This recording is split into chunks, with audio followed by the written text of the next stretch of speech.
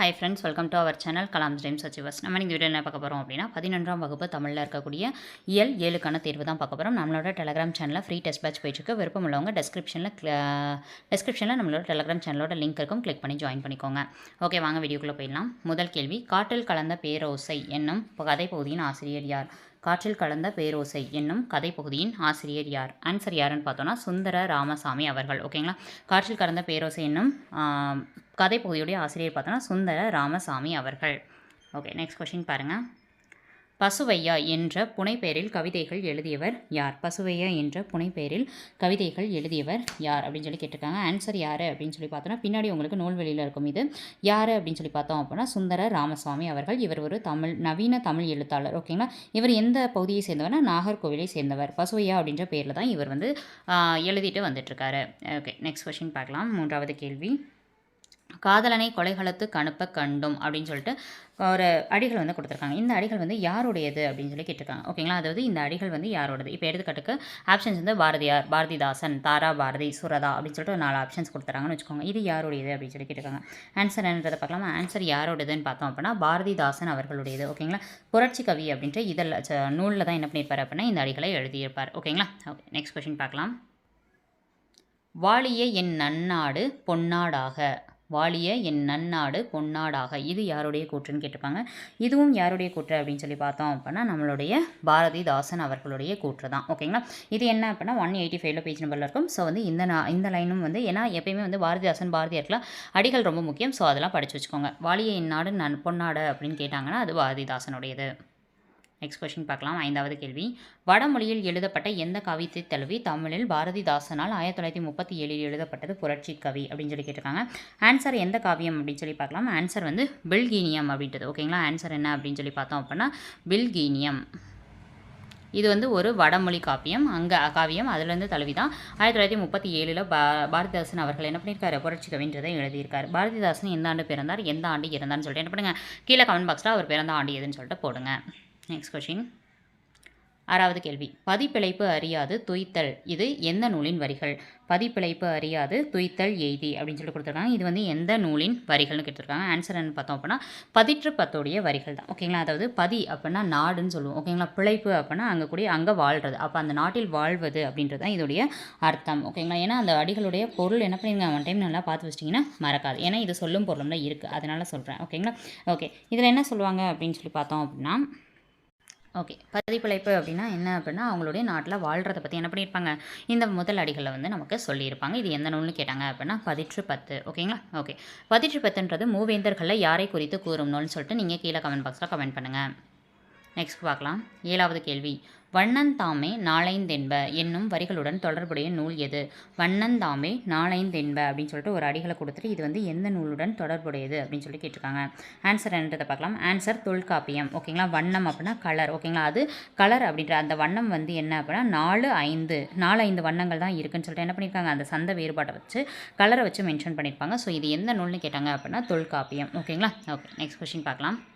தொல்காப்பியமுடைய காலம் என்னன்னு சொல்லிட்டு கீழே கமெண்ட் பாக்ஸில் கமெண்ட் பண்ணுங்கள். இது 9th தமிழில் உங்களுக்கு படிச்சிருப்பீங்க கண்டிப்பாக. ஓகேங்களா, 8வது கேள்வி, புகழ் பண்பு என்பதன் இலக்கண குறிப்பு தருக. 8வது கேள்வி, புகழ் பண்பு என்னும் இலக்கண குறிப்பு தருக என்பதோட இலக்கண குறிப்பு என்னன்னு பார்த்தோன்னா வினைத்தொகை. ஓகேங்களா, புகழ்கின்ற பண்பு, புகழும் பண்பு, புகழ்ன்ற பண்பு அப்படின்ற மாதிரி 3 காலத்துக்கும் பொருந்தும். ஓகேங்களா, ஏன்னா பண்பும் புகழும் 3 காலத்துக்கும் புரியுது. ஓகேங்களா, உங்கள் அம்மா காலத்துலேயும் அதாவது உங்கள் அம்மா காலத்துலேயும் புகழ்ச்சின்றது இருந்திருக்கும், இப்பயும் புகழ்ச்சின்றது இருக்கும், உங்களுடைய சந்ததியினர் காலத்துலேயும் வந்து புகழ்ச்சின்றது இருக்கும். ஓகேங்களா, ஸோ 3 காலத்துக்கும் பொருந்துறதுனால இது வினைத்தொகை.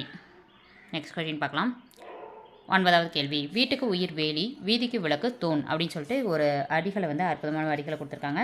இது யாருடைய வரிகள்னு கேட்டிருக்காங்க. ஆன்சர் என்னன்னு பார்த்தோம் அப்படின்னா கவிஞர் தாரா பாரதியோட அடிகள் தான் வந்து வீட்டுக்கு உயிர் வேலி வீதிக்கு விளக்கு தூண் அப்படின்னு சொல்லிட்டு என்ன பண்ணியிருக்காங்க ஒரு அற்புதமான வரிகளை தாரா பாரதி அவர்கள் கொடுத்துருக்காங்க.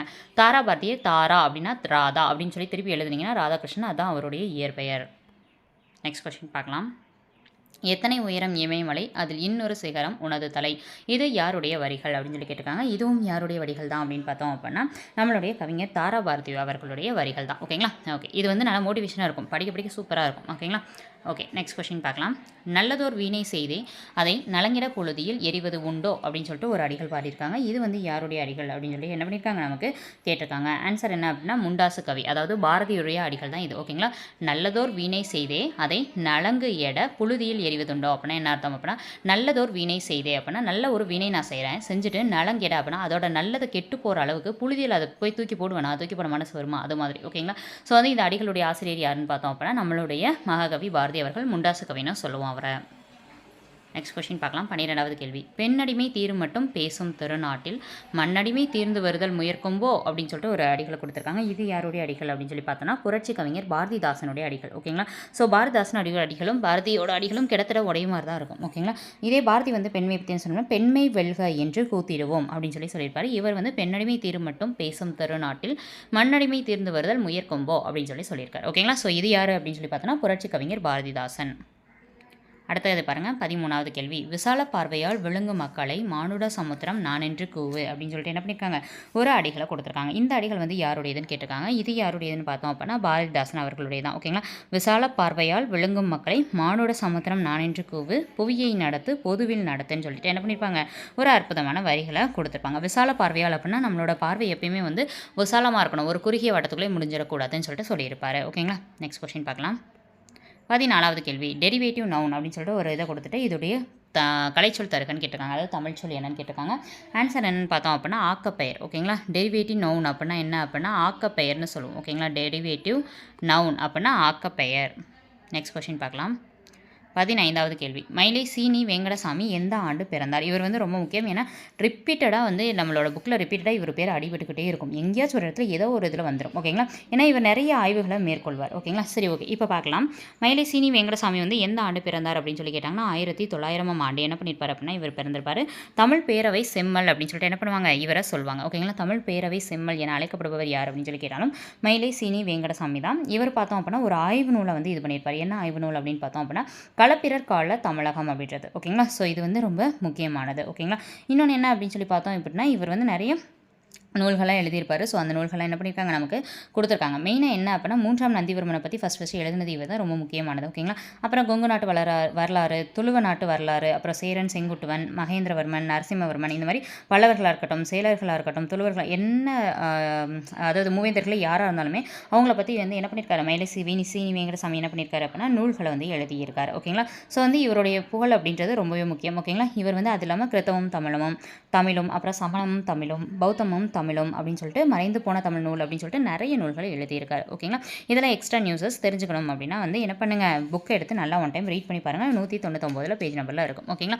ஓகே, மொத்தம் 15 கொஸ்டின்ஸ்க்கு நீங்கள் எவ்வளோ மார்க் எடுத்தீங்க, உங்கள் பேர் என்னன்னு சொல்லிட்டு கீழே கமெண்ட் பாக்ஸில் கமெண்ட் பண்ணுங்கள். 16வது கேள்விக்கு உங்களோட 16ன்னு போட்டுட்டு உங்களோட கமெண்ட்டில் வந்து உங்களோட பேரை போடுங்க. ஓகேங்களா. உங்களுக்கான 16வது கேள்வி என்ன அப்படின்னா சுதந்திரம் தருகிற மகிழ்ச்சியை காட்டிலும் சுகம் தரும் உணர்ச்சியும் வேறு உண்டோ அப்படின்னு சொல்லி சொன்னவர் யார்? சுதந்திரம் தருகிற மகிழ்ச்சியை காட்டிலும் சுகம் தரும் உணர்ச்சியும் வேறுண்டோ அப்படின்னு சொல்லி சொன்னவர் யாருன்னு சொல்லிட்டு கமெண்ட் பாக்ஸில் கமெண்ட் பண்ணுங்கள். ஓகேங்களா. தேங்க்ஸ் ஃபார் வாட்சிங்.